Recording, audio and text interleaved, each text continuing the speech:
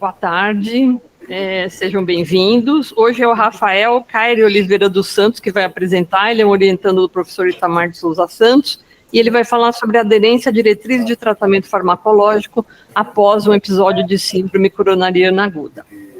Primeiramente, muito obrigado pelo convite ao professor Itamar, professora Isabela. Eu estou um pouco debilitado ainda por questões de saúde, por isso que eu estou fazendo à distância a minha apresentação, e estou com a fala um pouco pastosa. Se alguém quiser depois falar alguma coisa, fiquem à vontade, tá? Peço até desculpa para vocês.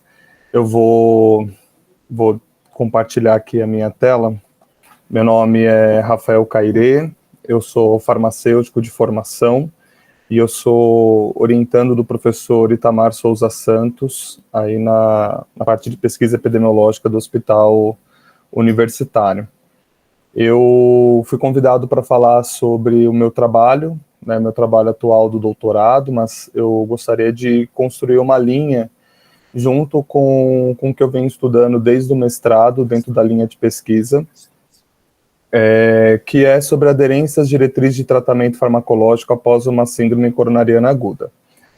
Então a gente tem observado, né, o quanto que as doenças cardiovasculares elas estão associadas às principais causas de morbidade e de mortalidade em todo o mundo, e o grupo Érico, né, ele vem estudando especificamente as doenças relacionadas à síndrome coronariana aguda, e esses avanços são muito importantes quando a gente fala tanto na prevenção, diagnóstico e até no tratamento de doenças cardiovasculares, porque atualmente o Global Burden Disease, ele fala sobre a redução das taxas de mortalidade e de morbidade. Isso também se deve a esses avanços, né? Quando a gente fala de prevenção, são justamente dos diagnósticos, a hipertensão, diabetes, esses tratamentos anteriores. A gente está tendo uma redução também do consumo do tabaco, isso impacta diretamente nas doenças cardiovasculares. O diagnóstico hoje ele está sendo mais efetivo, pensando em exames laboratoriais, pensando em diagnósticos por imagem, que estão mais disponíveis, inclusive no Sistema Único de Saúde, e a maioria dos medicamentos, principalmente os medicamentos para as doenças cardiovasculares, também estão disponíveis gratuitamente no Sistema Único, e tem um custo hoje muito mais baixo. Isso também ajuda bastante na redução das taxas de mortalidade. E, particularmente no contexto da síndrome coronariana aguda, a terapia farmacológica ela desempenha um papel importantíssimo para que você tenha, de fato, um desfecho clínico mais adequado.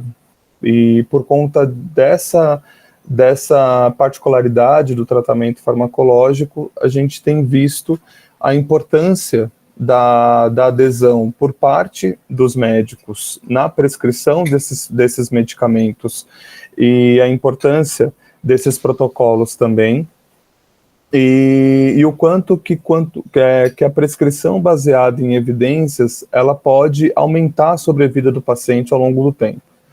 Então a literatura tem trazido isso, né, desde aí de quando a gente começou a nossa linha de pesquisa em 2014, a gente já tem visto esses avanços do impacto da adesão a esses protocolos na sobrevida do paciente, e o que a gente tem observado, né, que durante a fase intra-hospitalar, quando esse paciente ele tem o diagnóstico de um infarto com supra ou sem supra, ou uma angina instável, o manejo desse paciente durante a sua internação é justamente avaliar qual que é o risco e as complicações imediatas ou tardias que esse indivíduo pode ter, né, e quais são os procedimentos possíveis, e o quanto que isso tem que ser precocemente avaliado, e claro que tem que promover um tratamento adequado e completo o mais cedo possível. Eu estou aqui abordando a questão farmacológica, mas a gente sabe que um paciente com supra também pode ter outros procedimentos invasivos que também vão ajudar precocemente e vai fazer com que esse paciente tenha um prognóstico mais adequado. E o tratamento farmacológico também ele serve como um apoio importante para o prognóstico desse paciente.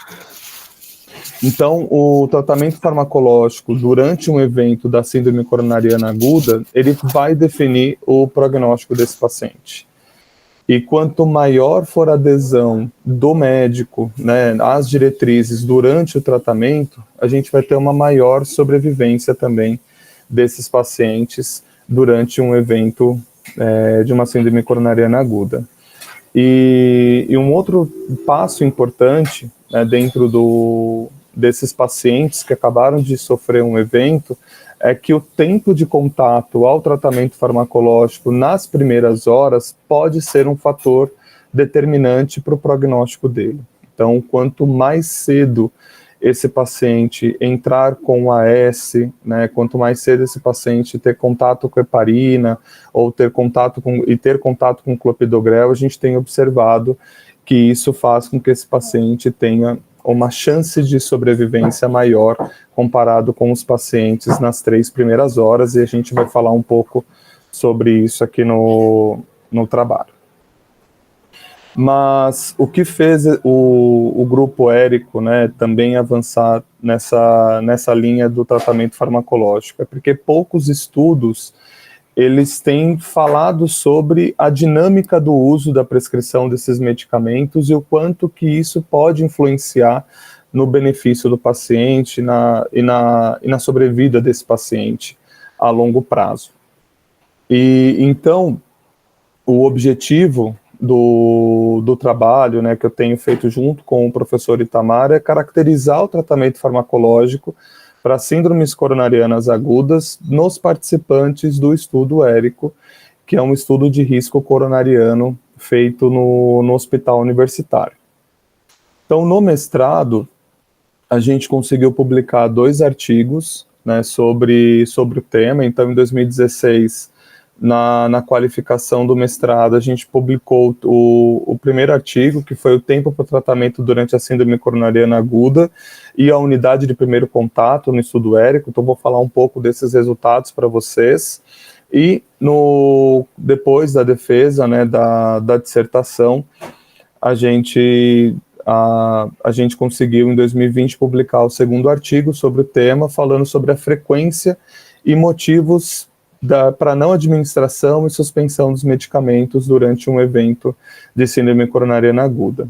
Porque a gente estava observando que, sim, o tempo influenciava para o prognóstico desse paciente, para o desfecho, na verdade, desse paciente, e nós queríamos também saber qual era o motivo que levava, às vezes, o prescritor a não prescrever esses medicamentos nas primeiras horas, se isso estava relacionado ao contato desse paciente com a unidade, mas também se existia algum motivo que justificasse a não administração e suspensão, para que justificasse o motivo, né, às vezes, do desfecho desse paciente.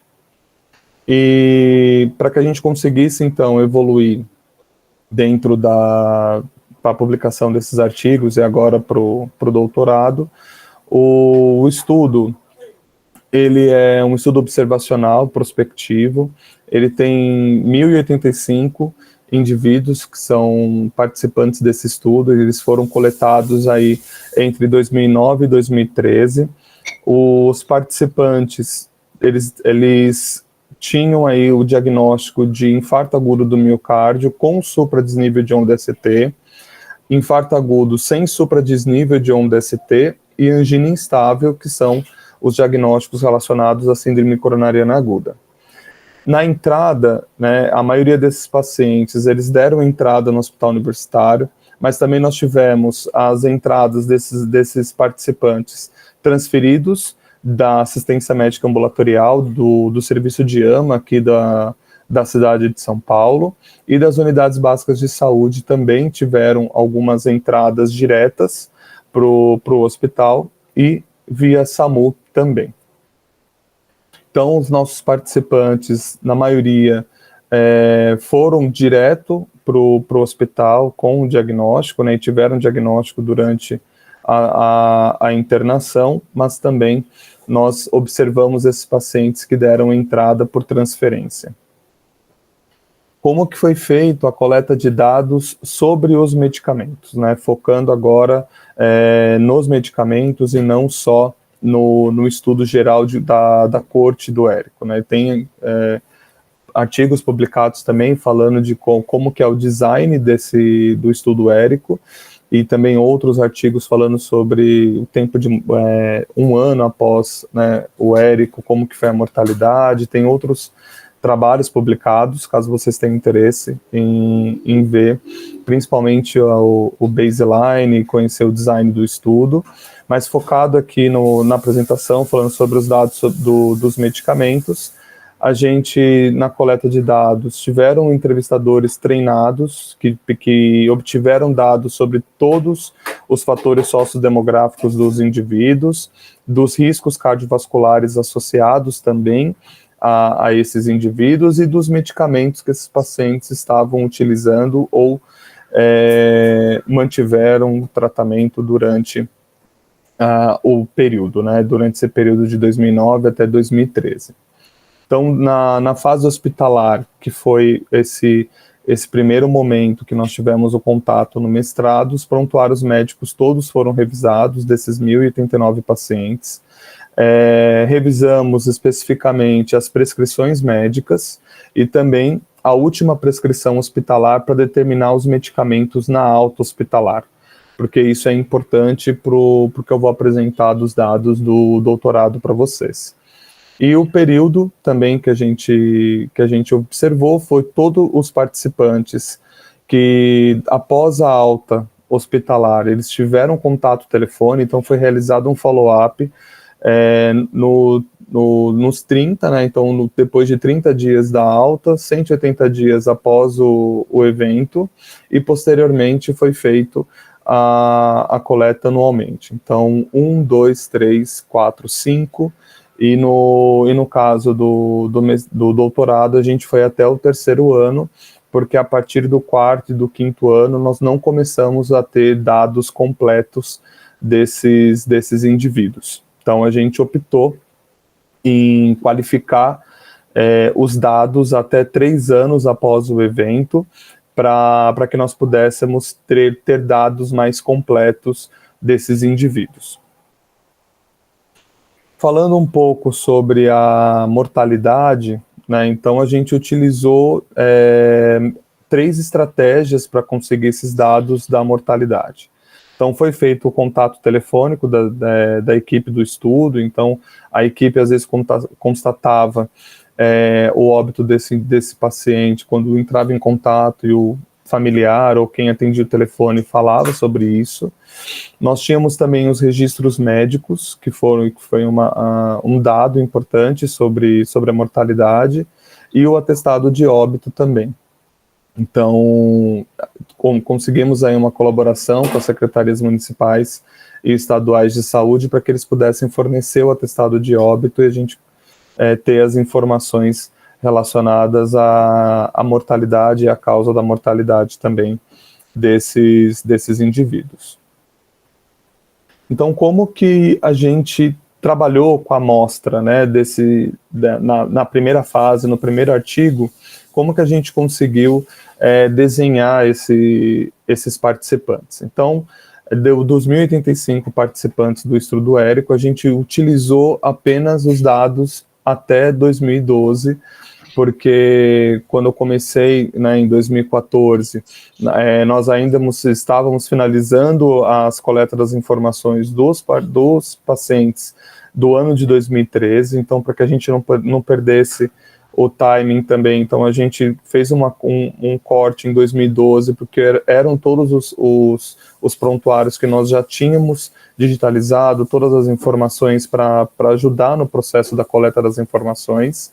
Então a gente, desses 1.085, nós optamos em trabalhar com 830 participantes, e desses 830 participantes, a gente não conseguiu as informações completas de 84 participantes. Então, para essa primeira fase do estudo, a gente conseguiu, então, um dado de 746 participantes, que foi o N da nossa amostra.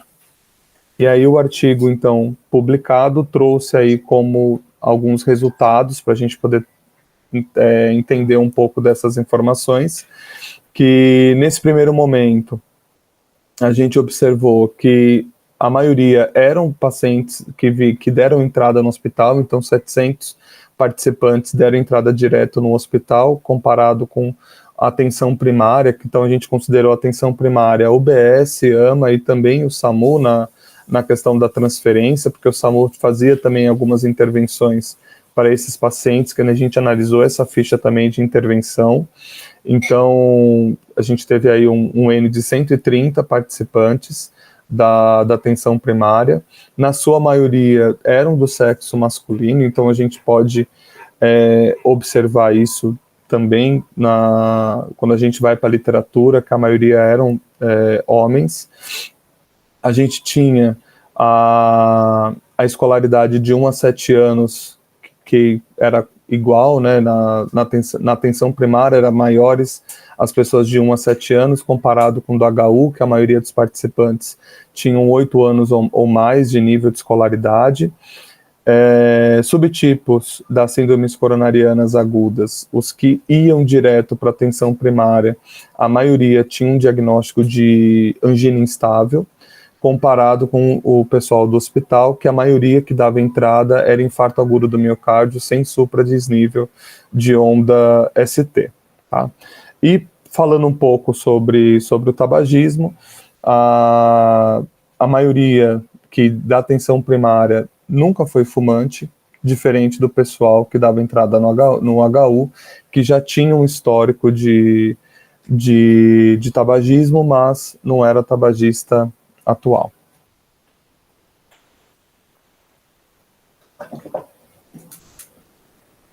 Falando um pouco especificamente do primeiro contato, a gente coletou informação de todos os medicamentos que faziam parte dos guidelines publicados. Então, a gente falava sobre, nossos dados têm sobre os medicamentos, aspirina, clopidogrel, heparina. Temos dados também das estatinas, dados de beta-bloqueadores e dados dos IECAs e dos BRAs. E para esse primeiro contato, a gente selecionou os medicamentos que eram decisivos, principalmente para os pacientes que estavam com uma síndrome coronariana aguda. Então, a gente observou que os pacientes que tinham o primeiro contato com o medicamento na atenção primária, todos os pacientes do primeiro contato receberam aspirina. Então, quando ele bateu na unidade de atenção primária, 75,6% deles receberam aspirina naquele momento, e quando transferidos depois para o hospital, eles já tinham recebido em qualquer unidade, seja hospital, SAMU, ou até mesmo dentro da própria AMA. Tá comparado com os participantes que foram diretamente para o hospital, que eles, dentro das primeiras, do primeiro contato, só 98,3% recebeu aspirina. Então, isso é um dado até importante, a gente vai falar um pouco sobre isso mais para frente nos resultados. Quando a gente olha para o clopidogrel, como a gente está falando de um período em que o medicamento ele não estava disponível ainda na atenção primária, o clopidogrel estava entrando na lista da REMUME, era mais ou menos o ano de 2010, 2011 que o clopidogrel entra para a caixa, né, de emergência dentro das unidades e dos AMAs, e por isso que a maioria desses participantes, eles não receberam clopidogrel na atenção primária e nem heparina, porque não estavam disponíveis nenhuma heparina para eles naquele primeiro momento. Mas quando transferidos, esses pacientes recebiam em qualquer unidade durante o contato que eles tinham dentro do hospital. depois, quando a gente... Aqui é uma tabela mostrando aí até as 3 horas após a chegada, porque a gente também observou na literatura que a primeira hora é decisiva, sim, para esses pacientes, mas até as 3 primeiras horas a gente consegue fazer uma avaliação de um prognóstico adequado para esses pacientes. Então, quando a gente vê por tipo de síndrome coronariana aguda, a gente observa que os pacientes que tinham uma síndrome sem elevação do segmento ST, na sua maioria, recebeu aspirina, tanto na atenção primária quanto no hospital, e quando esses pacientes tinham um infarto agudo com supra desnível, a gente observou que os pacientes que precisavam de fato de intervenções mais rápidas, eles, na sua maioria, dentro da atenção primária, recebeu aspirina, comparado com os pacientes do hospital, que foi um pouco mais tardio, né? Então, aí, apenas 70,7% dos pacientes com infarto com supra recebeu aspirina quando foi direto para o hospital, comparado com os pacientes da atenção primária. E aí a gente foi usar, né, uma comparação para ver qual que era a razão de chance desses pacientes, para ver se tinha alguma justificativa, né, para esses pacientes receberem mais rápido o AS na atenção primária comparada com o hospital. Então, falando primeiro, falando mais do ácido acetilsalicílico para vocês. Então, a gente observou que de fato a escolaridade era um dado importante, porque pacientes com menos escolaridade procuravam diretamente a atenção primária, diferente dos pacientes com mais escolaridade que já iam direto para o hospital.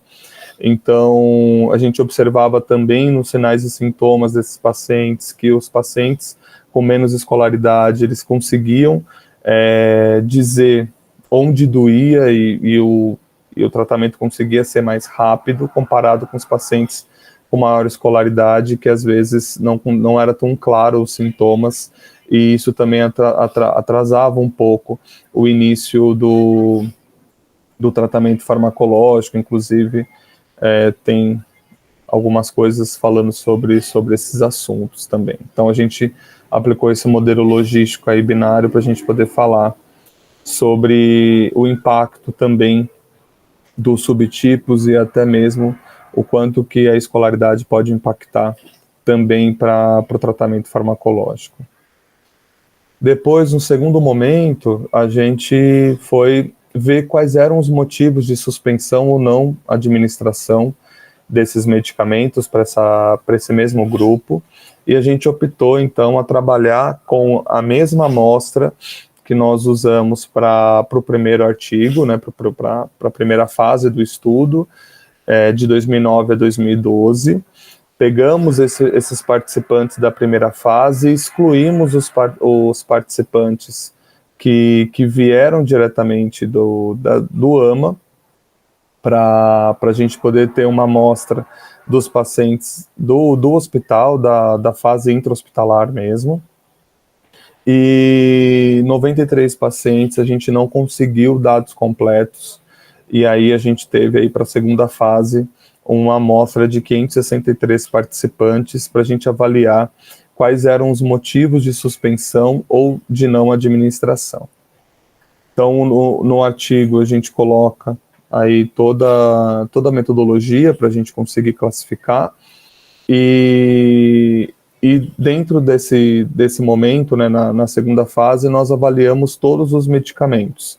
Então, a gente, além da aspirina, clopidogrel, deparina, que a gente estava avaliando nas primeiras 3 horas, qual era o impacto, né, do tempo de administração, a gente também foi avaliar as estatinas, os beta-bloqueadores, os inibidores da enzima conversora de angiotensina. Então, aqui nós tínhamos o captopril e o enalapril, principalmente, não apareceu outro, e dos antagonistas de receptores de angiotensina 2, a gente também principalmente o que nós tínhamos era losartana, então a gente classificou tudo no mesmo grupo. Dos nitratos, a gente usou principalmente a isosorbida, como foi o principal medicamento que apareceu dentro do grupo dos nitratos, e também nós observamos a morfina, principalmente nos pacientes que tinham supradesnível de onda ST. Então, foram os pacientes que mais receberam esse medicamento. Então, aí, observando essa tabela, a gente vê separado, né, pelo tipo de síndrome coronariana aguda, que os participantes que mais receberam aspirina não foram os pacientes com diagnóstico de supra, e sim os sem supra e os com angina instável. Porém, clopidogrel, os pacientes com supra foram os que mais receberam esse medicamento. A gente também pode observar aí uma diferença dos pacientes que receberam heparina. A gente observa que o sem supra também teve uma prescrição maior, e medicamentos para dor, né, então tanto o nitrato quanto a morfina também são medicamentos indicados aí para dor. Os pacientes com supra foram os que mais receberam esse medicamento durante a fase hospitalar. Então, as causas, né, da não administração ou suspensão, a gente também identificou pelo tipo de medicamento. Então, pegamos o medicamento e fomos ver todos os prontuários que esses medicamentos não haviam sido prescritos.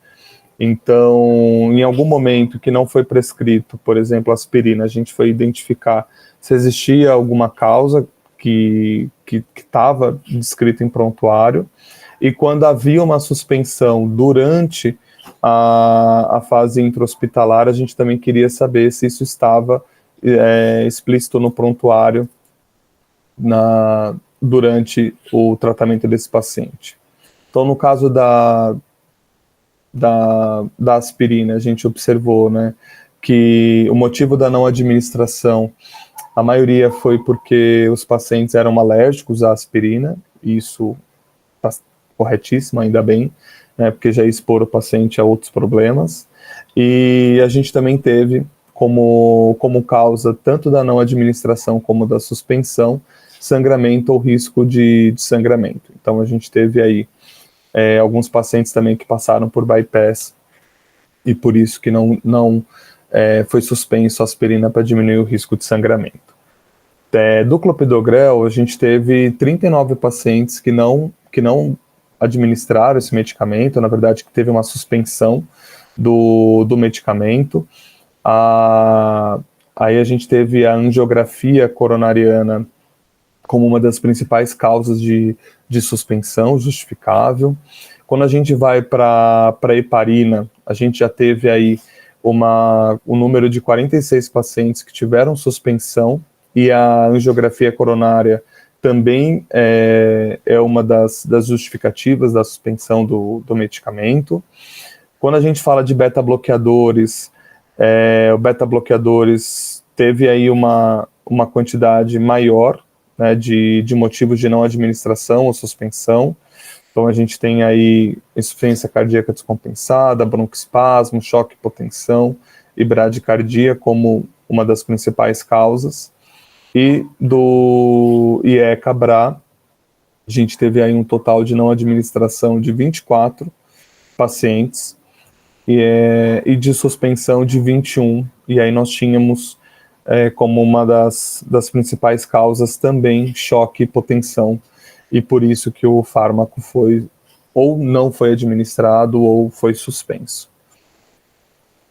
E também a gente foi ver se tinha, né, alguma justificativa para isso, né, para que esses pacientes não recebessem os medicamentos ou fosse suspenso durante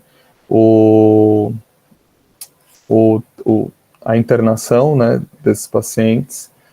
Então, a gente observou que a idade era um fator, né, principalmente para não administração, por todos os tipos de síndrome coronariana aguda, e quando a gente exclui os participantes com angina instável, a gente também observa que a idade ele é um fator, e também pensando nos tipos das síndromes coronarianas agudas, a não administração e a angina instável também é um dos motivos desses pacientes não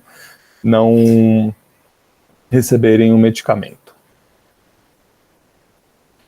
E como último dado, né, publicado aí no mestrado, a gente foi ver qual que era a probabilidade de sobrevivência desses pacientes. E se tinha alguma justificativa desses pacientes que não receberam os medicamentos ou tiveram uma suspensão desses medicamentos, se existia uma relação com a mortalidade desses pacientes, e a gente observou que sim, né, que esses pacientes tinham uma sobrevivência diminuída nesses 30 primeiros dias dos pacientes que não receberam os medicamentos ou que teve uma contraindicação para isso, né, para o tratamento farmacológico. E pensando nesse dado, né, e a partir deste dado, a gente ficou com uma pergunta: e qual que é o impacto, então, da adesão a esses guidelines farmacológicos na sobrevivência a longo prazo? E então, no doutorado, eu venho para responder essa pergunta, de saber se sim, a gente está usando o termo compliance, né, para ver se realmente o cumprimento ou aderência, né, por parte do médico tem impactado a longo prazo, durante esses 3 anos pós um evento, e se isso tem alguma justificativa, né, se a gente consegue achar alguma resposta para essa pergunta. Então, qual é o objetivo disso no meu doutorado? Então, o meu objetivo é determinar e quantificar qual que é a associação entre o cumprimento, então usando esse termo de compliance, traduzindo aí, as diretrizes de tratamento farmacológico após uma síndrome coronariana aguda, e eu também quero avaliar, determinar e quantificar a mortalidade por todas as causas em participantes do estudo ERICO. Então, agora eu utilizo os 1.085 participantes do estudo ERICO. Desses 1.085 participantes da amostra, fui para o total, então, de 2009 a 2013. 37 participantes, eles acabaram indo a óbito durante a fase intra-hospitalar. A gente então não está utilizando esses dados. 66 participantes, eles foram transferidos para outras unidades antes de dar alta, então eu não consegui as informações de transferência de alta, e para saber qual era o medicamento que havia sido prescrito na alta hospitalar desse indivíduo. Então a gente acabou não utilizando dados desses participantes, e também a gente não conseguiu recuperar informações completas de 21 participantes durante a revisitação nos prontuários desses participantes. Por isso, a nossa amostra é de 961 para o doutorado. Então, o que a gente foi agora, o que a gente chama de conformidade com as diretrizes de tratamento? Essa sigla é uma sigla em inglês, que a gente está aí para publicar em breve, o artigo. Então a gente está usando o termo de compliance, como que a gente está monitorando essas diretrizes. Então a gente definiu essa proporção de classes de 0 a 1. Então a gente entendeu que na alta hospitalar esses pacientes precisavam receber 5 medicamentos, assim, pensando em grupos.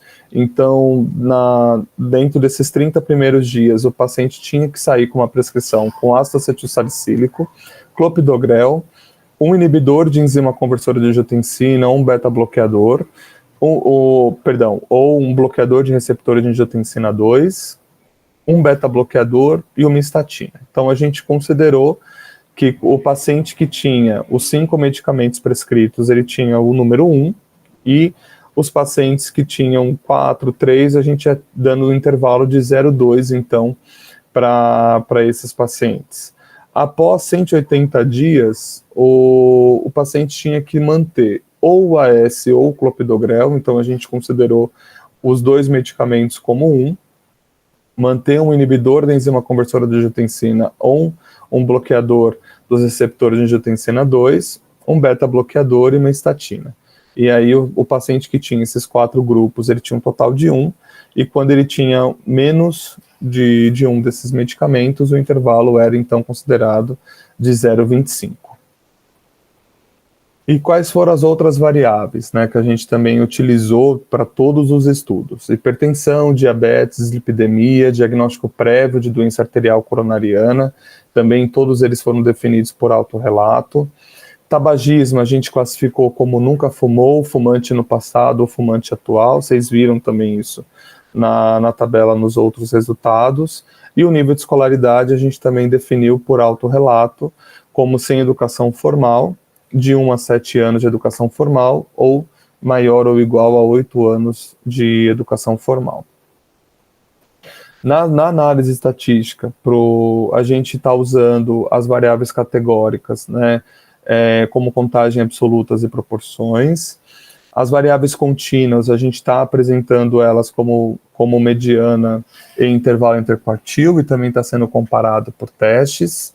A gente está usando também as curvas de Kleppmeier para fazer os testes de long rank, também para que a gente consiga analisar o índice de adesão às diretrizes, então como que está esse cumprimento das adesões.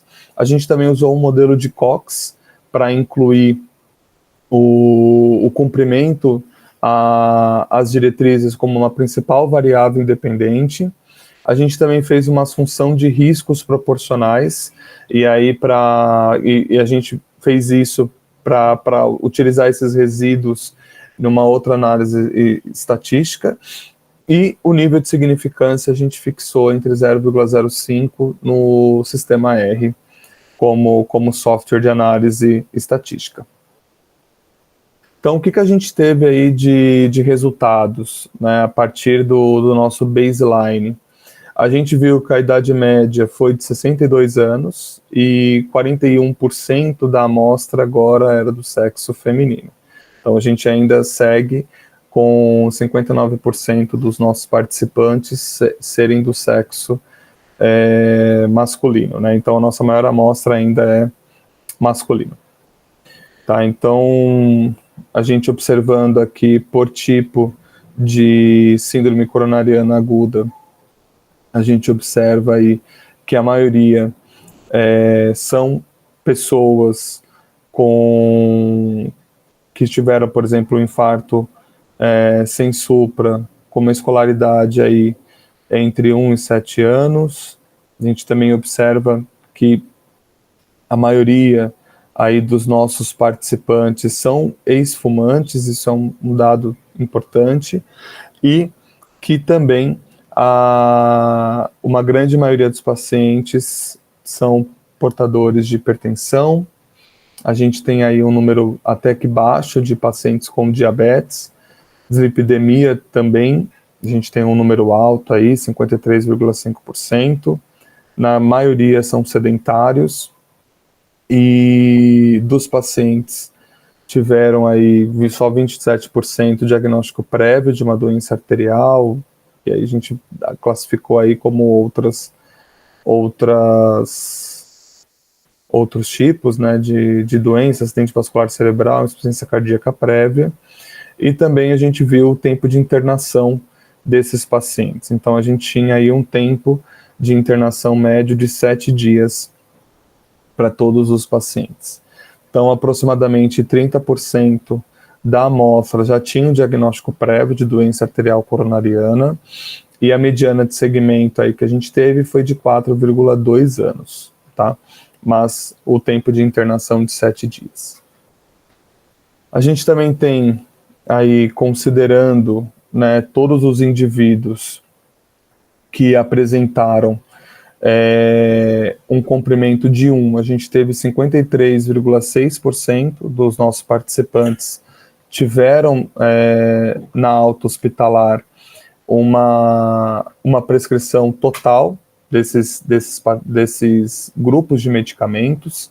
Então, a gente observa que isso depois cai nos 30 primeiros dias, né? Então, o paciente sai de alta hospitalar com todos os medicamentos prescritos, só que depois de 30 dias esse número cai, né? Então, o paciente que tinha que manter esse tratamento farmacológico, ele vai para 23,4%. Então, isso é um dado importante, a gente tem discutido bastante sobre isso. Depois a gente observa que com o passar do tempo, né, então em 2 anos, por exemplo, 3 anos, eles começam a se manter estável no número de medicamentos prescritos. Tá? Então aqui só para a gente ver uma proporção aí da aderência, né, desses guidelines. Então aqui a gente coloca todos os participantes, a gente observa aí que a maioria dos participantes que tem adesão são os que tiveram infarto com supra, né, dos medicamentos, da prescrição, só que isso depois vai tendo uma inversão, né, esses pacientes, na verdade vai se mantendo o grupo com infarto com supra, mas vai diminuindo essa aderência com o passar do tempo. E o que a gente foi observar também foi por medicamentos, né? Foi ver quais eram os medicamentos mais prescritos durante esses cutoffs, né? Então, na alta, a 30 dias, 180 dias, 1 ano, 2 anos e 3 anos. E o que a gente tem observado que o ácido acetilsalicílico na alta foi o medicamento mais prescrito, né? Então, aí comparado também junto com beta-bloqueadores e estatinas. A gente também observa aí nos 30 primeiros dias que existe uma queda aí da manutenção do ácido acetilsalicílico e do clopidogrel também. Então, eles começam a prescrever menos ou administrar menos esses medicamentos. E os beta-bloqueadores também têm uma queda significativa nos 30 primeiros dias. Depois, nos 180 dias, esse grupo, ele era um grupo que a gente chamou agora de antiplaquetários, que podia ser um ou outro, né? E a gente observa, então, que o AS ou o clopidogrel, os dois associados, voltam a ser mais prescritos para esses indivíduos, e a gente observa que essa quantidade também ela se mantém baixa nos beta-bloqueadores comparado com os outros medicamentos. Então, os medicamentos mais prescritos, de fato, foram a aspirina e as estatinas, principalmente na alta, e os beta-bloqueadores, eles foram os menos prescritos, com exceção do clopidogrel em 30 dias. A gente também, quando a gente vai para todos os participantes vivos e avaliado em todos os momentos, então a gente observa que, de fato, o AS ele é um medicamento bastante prescrito na alta, e assim, junto com a estatina e com os beta-bloqueadores, só que nos 30 primeiros dias, a gente observa uma queda tanto do AS quanto do clopidogrel e também dos beta-bloqueadores. Depois, nos 180 dias, 1 ano, 2 anos e 3 anos, a gente começa a manter uma média de uma prescrição aí acima de 60% para todos os medicamentos. Aí, o que a gente também observou de resultado, né? A gente viu que qual que era a probabilidade desses pacientes sobreviverem durante esses 3 anos e se isso tinha alguma relação com a não aderência aos guidelines.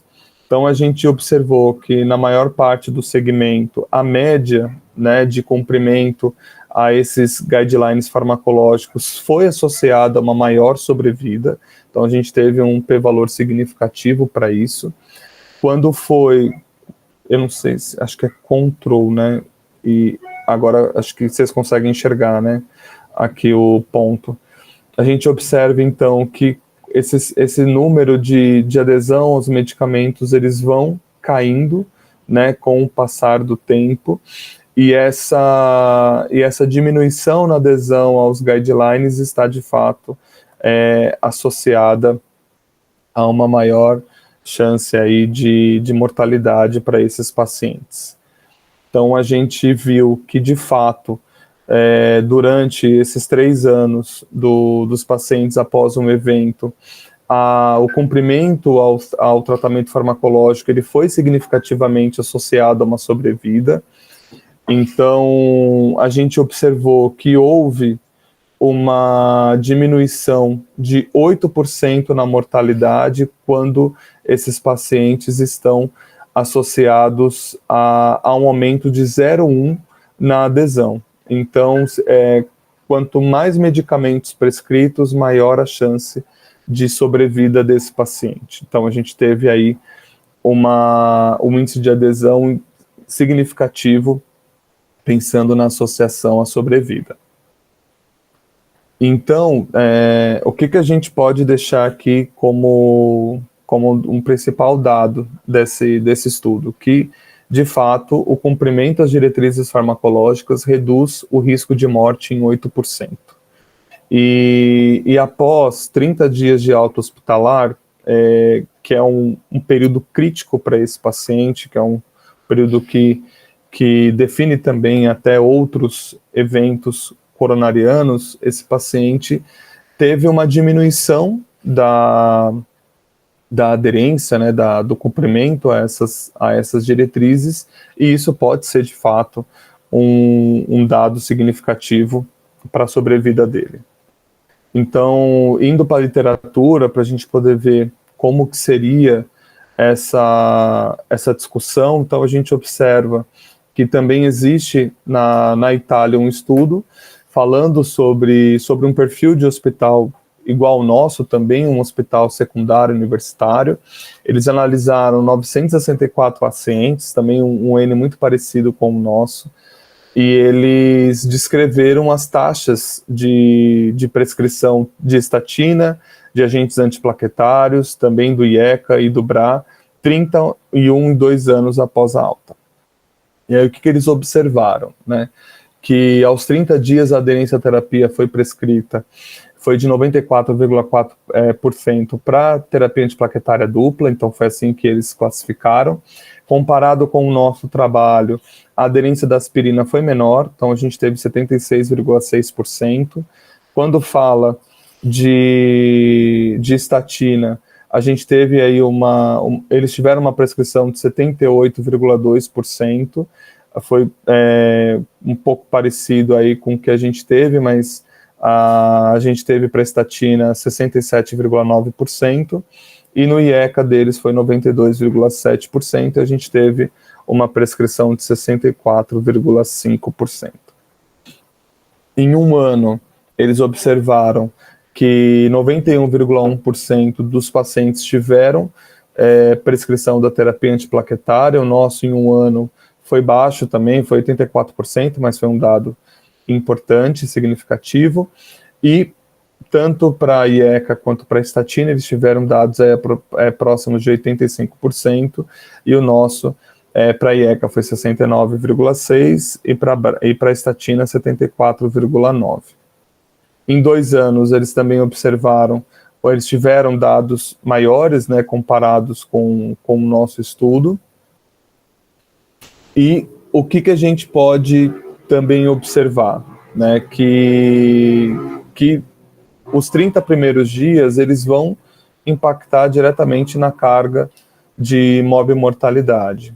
E é nesse momento, nesses 30 primeiros dias, que o paciente tem as recorrências dos sintomas, que eles podem desenvolver, né, outras doenças como insuficiência cardíaca e até mesmo a readmissão hospitalar e, infelizmente, o óbito. Pode ser um desfecho ruim para esse paciente nos 30 primeiros dias. Então, a diminuição da adesão, né, do cumprimento com os protocolos de medicamento, né, nos 30 primeiros dias, isso pode estar relacionado ao acesso prejudicado desses pacientes, pensando no nosso sistema de saúde após a alta hospitalar. A gente sabe que a gente não tem agenda, às vezes, disponível nos 30 primeiros dias após uma alta de um paciente com uma síndrome coronariana aguda, e essas intervenções iniciais, elas podem estar associadas à redução da morbimortalidade. E aí, um outro estudo também, aí a literatura fala um pouco sobre isso, e a gente teve um outro estudo que fala sobre a associação entre a aderência desses medicamentos e a mortalidade em um ano. E esse Al-Kofidi, ele, na Arábia Saudita, ele fala que durante o segmento desses 23 indivíduos que morreram, a aderência ao tratamento farmacológico foi associada a uma menor mortalidade em um ano. E a gente observa que quanto maior for a adesão desses pacientes aos guidelines, né, quanto maior for o cumprimento na prescrição para os pacientes, é isso que eu queria dizer, ele aumenta a sobrevida. Então, você vai conseguindo aumentar o número de medicamentos para esses pacientes, isso reduz o risco de morte em 8% para eles. E também em Helsinki, a gente também teve um outro estudo que avaliou a prescrição dos beta-bloqueadores e se isso tinha alguma associação à mortalidade. E aí eles viram que durante o estudo, 30,1% desses participantes morreram, e a não aderência aos beta-bloqueadores foi associada a uma maior mortalidade para essas causas de pacientes que tiveram uma síndrome coronariana aguda. E eu mantenho a nossa fala de que sim, o cumprimento às diretrizes farmacológicas, elas aumentam a sobrevida dos nossos pacientes, então cada 0,1 de aumento reduz o risco de morte em 8%. Então, para eu já caminhar para o fim da apresentação, quais são as fortalezas, né, desse estudo?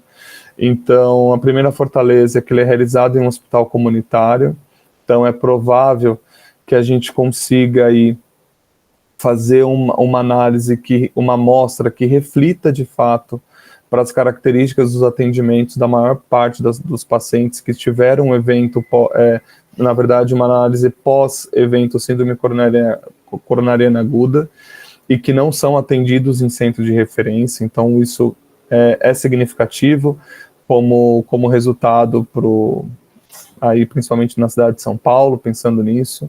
A gente usou um modelo de Cox, então isso faz com que ele é totalmente dependente do tempo para aproveitar essas informações, então ele deve também ser interpretado dentro do seu contexto, e por isso que o modelo de Cox foi uma análise interessante.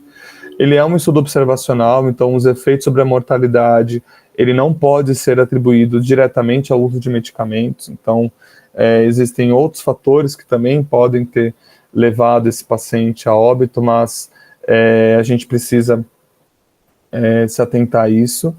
E o baixo cumprimento às diretrizes farmacológicas, ele pode ser um marcador de piores condições de saúde e também de hábitos, principalmente na prescrição, com impacto na sobrevida.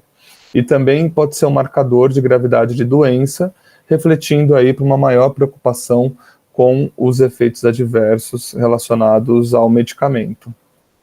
E aí, como conclusão, eu posso tirar que a taxa de prescrição dos medicamentos, elas são maiores, né, na alta, e apresentam uma queda significativa, infelizmente, nos 30 primeiros dias, mas depois ela tem uma discreta recuperação e estabilidade a partir dos 180 dias. Os valores aí menores, né, dos cumprimentos às diretrizes em 30 dias, ela pode ter uma implicação clínica importante para esse paciente, porque é um período que pode ser um diferencial para o prognóstico do paciente, principalmente tendo uma carga significativa para a doença. E também o cumprimento dos tratamentos farmacológicos, ele foi significativamente associado à sobrevida. Então, um aumento de 0,1 do cumprimento das diretrizes pode reduzir a morte em 8% desses pacientes. E é isso, gente. Muito obrigado. Boa tarde, obrigado, Rafa, pela apresentação. Obrigado, parabéns pela apresentação. O Rafa comentou rapidamente no começo, mas ele fez um grande esforço para fazer essa apresentação. Essa semana não foi fácil, ele está se recuperando aí em casa, mas muito bom trabalho, Rafa. Obrigado. Imagine. A ideia de convidar o Rafael para essa apresentação é porque justamente ele fez um caminho aí ao longo da pós-graduação, né, no mestrado, no doutorado, com uma linha de investigação bastante consistente, né, em que ele olhou em vários pontos o mesmo processo. Ele primeiro teve um olhar para o pré-hospitalar, depois um olhar para a fase intra-hospitalar do tratamento do paciente com síndrome coronariana, e agora no doutorado com a sobrevida a longo prazo e a conclusão agora da tese dele. Ele está no final do doutorado, já com o artigo pronto e terminando de escrever a tese. Então a ideia foi fazer um repasse de toda essa trajetória, né? Resumir 7 anos em uma aula não é fácil, né, Rafa? Mas parabéns, ficou muito bom. A gente pode passar para os comentários, professora Isabela? Na verdade, parabéns, né, pelo trabalho, e esse é um ponto que a gente ainda não aprendeu como a gente vai fazer a pessoa que recebeu alta do hospital, tomando todos os remédios certos, permanecer tomando os remédios certos logo após a alta, né? Sim. Em algum ponto, a gente está aqui no Butantã, o HU Hospital Universitário, as unidades de saúde estão próximas, e mesmo assim existe um buraco entre o HU e as unidades básicas de saúde, e essa pessoa se perde, a gente não sabe para onde ela vai. E o que eu acho mais, a gente pode dizer, pode ser uma questão de renda, enfim, de escolaridade, mas o que a gente vê no ELSA é a mesma coisa. A gente não tem uma pesquisa feita nos primeiros 30 dias, eu não sei te dizer, mas só 30% das pessoas que tiveram infarto ou AVC, elas continuaram tomando remédio depois de 5, 10, 15, 20 anos do evento, né? Porque como a gente, no ELSA, algumas pessoas já tinham tido o evento quando elas entraram, mais ou menos 500, então, muito poucas, acho que 30% é o número mágico aí dos que 20 anos depois continuavam tomando medicamento. Então, essa é uma questão maior também do que a questão de renda, do que a questão de escolaridade, é uma questão que eu não sei bem como explicar, mas existe esse gap. Uhum. Rafa, quer comentar primeiro? Não, eu acho que é isso, né, que a professora Isabela está dizendo. A gente não sabe responder quais são os motivos desses pacientes nos 30 primeiros dias. Não diminuir o número da aderência, porque uma coisa importante é que a gente não viu a adesão do paciente, né, professor? A gente sabia o que o paciente dizia pelo follow-up dos medicamentos que ele estava tomando naquele momento, mas era muito impactante que na alta, o mesmo paciente que teve alta do hospital universitário, ele em 30 dias já não estava utilizando os mesmos medicamentos que estavam prescritos naquela alta. Então, também a gente vai precisar avaliar qual é o impacto também do conhecimento desse paciente sobre a importância do tratamento farmacológico, né, e o quanto que isso pode, de fato, impactar na sobrevivência dele a longo prazo.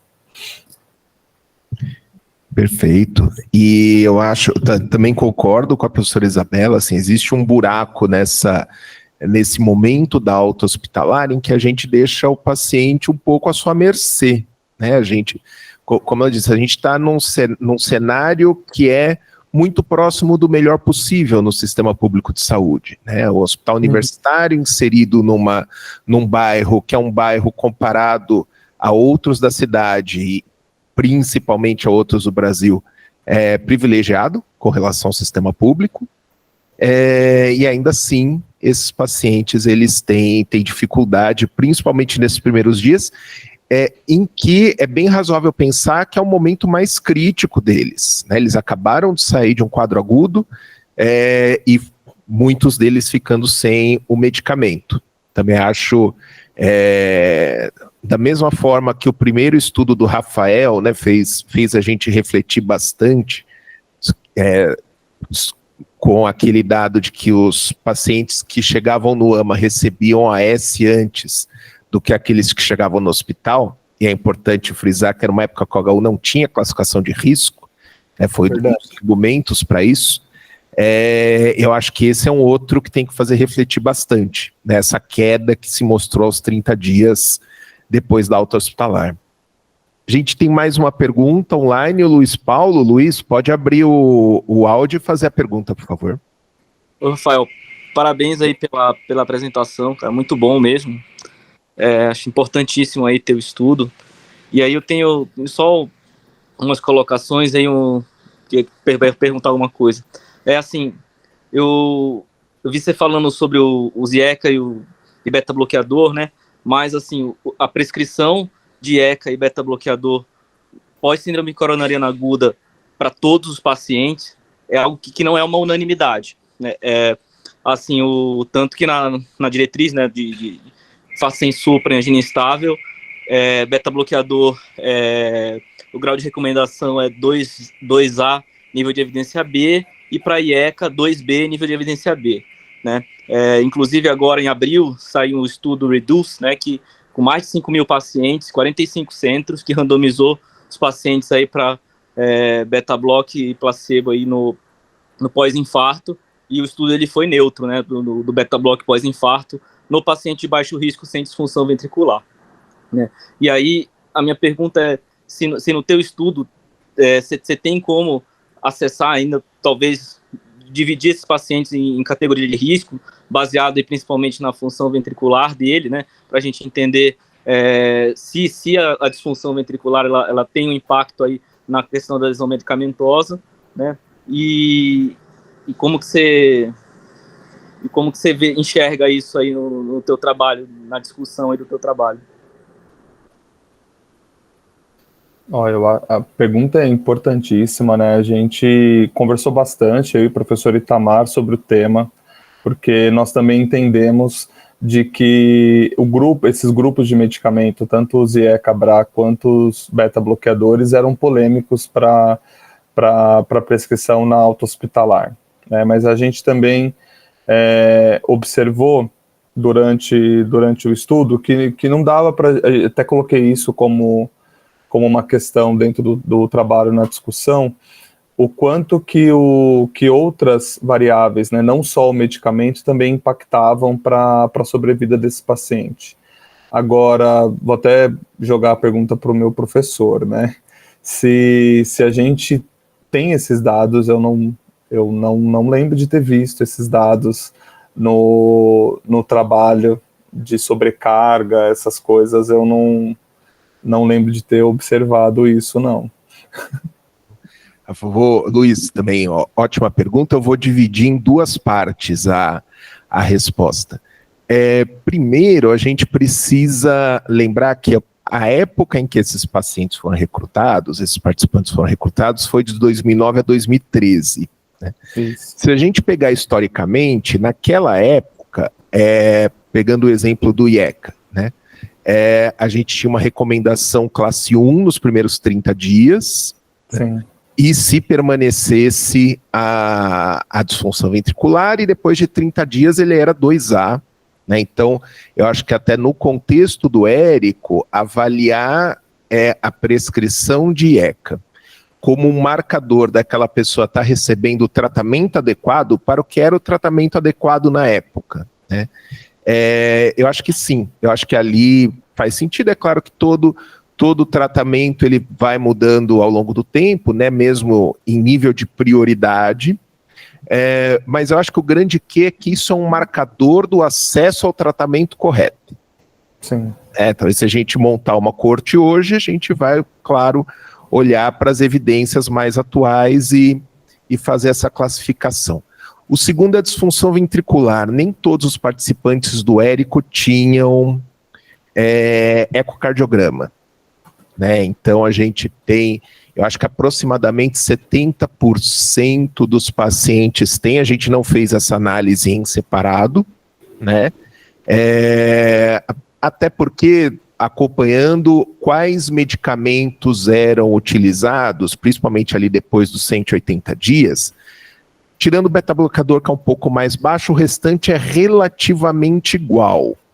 Né? Então a gente acabou não fazendo essa divisão, mas poderia, né? Eventualmente a gente poderia até identificar que naqueles com disfunção houve uma predisposição maior a manter o inibidor da ECA, talvez algo nesse sentido.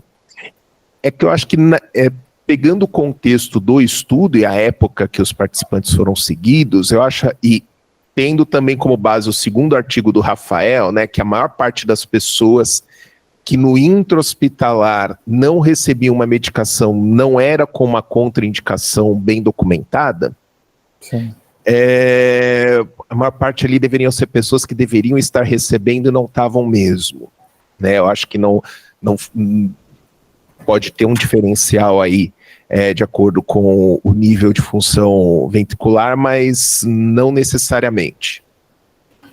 E a gente também, né, professor, a gente, antes de fazer esse estudo de sobrevida, né, que era como ter como hipótese no doutorado, a gente foi realmente analisar o resultado dos motivos de não prescrição e de suspensão. Então a gente foi trabalhar antes com isso, porque era uma pergunta que eu dizia para o professor, mas por que não foi prescrito? Eu acho que o tempo todo eu ficava dizendo para ele, será que não vale a pena a gente trabalhar para tentar entender o motivo da suspensão ou da não prescrição? Porque às vezes esse paciente tem indicação e acabou não tendo oportunidade de receber o medicamento no tempo certo, e isso pode ou não impactar para o tempo de vida dele, né? Então a gente estava sempre com essa hipótese, e foi onde que a gente foi tentando achar uma resposta para isso. E o segundo artigo, ele tá bem descrito o porquê que não foi prescrito, a dificuldade que a gente teve de encontrar dados no prontuário. Então isso também é uma informação que a gente tinha, né, da evolução médica, o quanto que isso também impactava para que a gente pudesse ter dados mais adequados. E a gente até colocou, né, professor, dados encontrados em prontuário foram esses. E aí o que a gente não encontrava, a gente também deixou isso descrito, quais foram os suspensos e os não administrados, que não tinham dados no prontuário que justificava a não prescrição. E por isso que a gente seguiu, né, nessa linha de continuar olhando a adesão a esses guidelines e o quanto que isso impactaria para a sobrevida desse paciente ao longo do tempo. E aí é isso. De fato, quanto maior for o cumprimento aos protocolos, e aí, Luiz Paulo, você está falando de beta-bloqueador e de ECA, mas a gente tem que olhar para os antiplaquetários, porque é impactante também o número a queda também do cumprimento da prescrição dos antiplaquetários nos 180 dias. Então isso também é importante, né, olhar, né, não só para essas classes, mas a gente observa que existe uma queda na estatina, a gente observa que existe uma queda nos antiplaquetários e que isso pode impactar para um outro evento, né, que, infelizmente, para um prognóstico às vezes piorado para esses pacientes. Então a gente está olhando para outros. E uma das questões, né, por isso que eu trouxe na discussão, foi falar que existe na literatura dados que avaliam também a sobrevida dos pacientes com beta-bloqueadores. Então tem esse estudo que eu coloquei inclusive na apresentação, de que ele avaliou o beta-bloqueador isolado para saber se o não cumprimento da prescrição para esses pacientes tinha algum impacto na mortalidade. E sim, tem impacto na mortalidade também para esses pacientes. Mas aqui eu estou considerando todos os beta-bloqueadores, inclusive pacientes que tinham indicação de carvedilol e que foi prescrito também, né? Então a gente classificou todos, propranolol, atenolol, inclusive o carvedilol, porque alguns pacientes tinham diagnóstico de insuficiência cardíaca durante a evolução do estudo.